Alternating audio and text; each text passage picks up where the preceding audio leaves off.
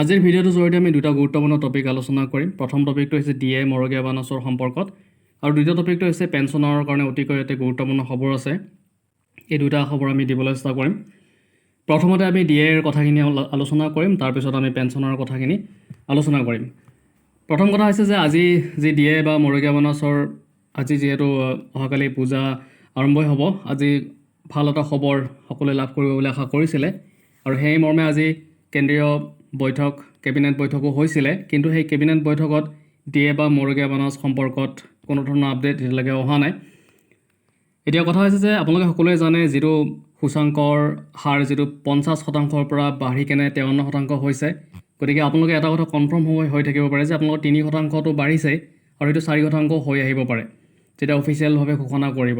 আৰু ইতিমধ্যে যিহেতু আজি কেবিনেট বৈঠকত সেইটো ঘোষণা কৰিব বুলি আমি আশা কৰিছিলোঁ, যদিও সেনেকুৱা ধৰণৰ ঘোষণা আজি কৰা নাই, কিন্তু দীপাৱলীৰ পূৰ্বে সেইটো ঘোষণা কৰা হ'ব বহুতখিনি সম্ভাৱনা আছে।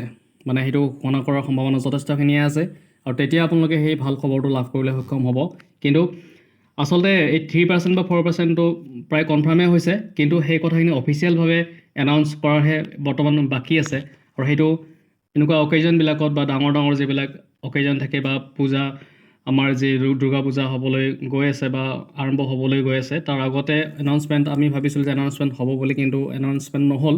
কিন্তু যিহেতু আকৌ দীপাৱলী আছে, সেই দীপাৱলীৰ সময়ত এই ভাল খবৰটো আপোনালোকক দিব বুলি আমি সম্পূৰ্ণভাৱে আশা কৰিছোঁ। পেঞ্চনৰ সকলৰ কাৰণে গুৰুত্বপূৰ্ণ আপডেট এইটোৱে যে চাকৰিকালত লোৱা আগধন ঘূৰাই নিদিলে নাপাব পেঞ্চন।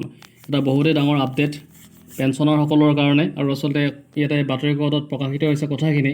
কি কথা ইয়াতে লিখা আছে আমি অকণমান জানিবলৈ চেষ্টা কৰিম। ইয়াতে লিখিছে, চাকৰি নিয়োজিত হৈ থকা অৱস্থাত আগধন লোৱা NPS কৰ্মচাৰীৰ মৃত্যু হ'লেও সেই আগধন সংশ্লিষ্ট চৰকাৰী কৰ্তৃপক্ষই উদ্ধাৰ নকৰালৈকে পৰিয়াল পেঞ্চন মঞ্জুৰ কৰাত বাধা আৰোপ কৰিছে ৰাজ্যৰ প্ৰশাসনীয় সংস্কাৰ, পেঞ্চন আৰু ৰাজহুৱা অভিযোগ বিভাগে।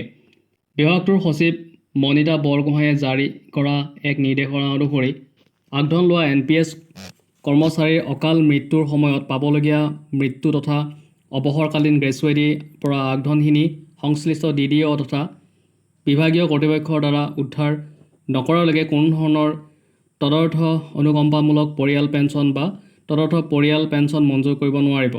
আনকি কৰ্মচাৰীসকলৰ প্ৰাপ্য মৰগীয়া বানাছৰ পৰা হ'লেও আগধনখিনি উদ্ধাৰৰ কঠোৰ নিৰ্দেশনা দিয়া হৈছে। আপোনালোকে গম পালে কথাখিনি যে যদি চাকৰি কালত আগধন লৈছে, তেতিয়াহ'লে আগধনখিনি সংশ্লিষ্ট কৰ্তৃপক্ষক ঘূৰাই নিদিয়াৰ পৰ্যন্ত আপোনালোকৰ পেঞ্চন বন্ধ হ'ব পাৰে। এইখিনি কথা এই বাতৰি কাকতত প্ৰকাশ পাইছে আৰু এইটো পেঞ্চনৰ সকলৰ কাৰণে অতিকৈ গুৰুত্বপূৰ্ণ এটা খবৰ।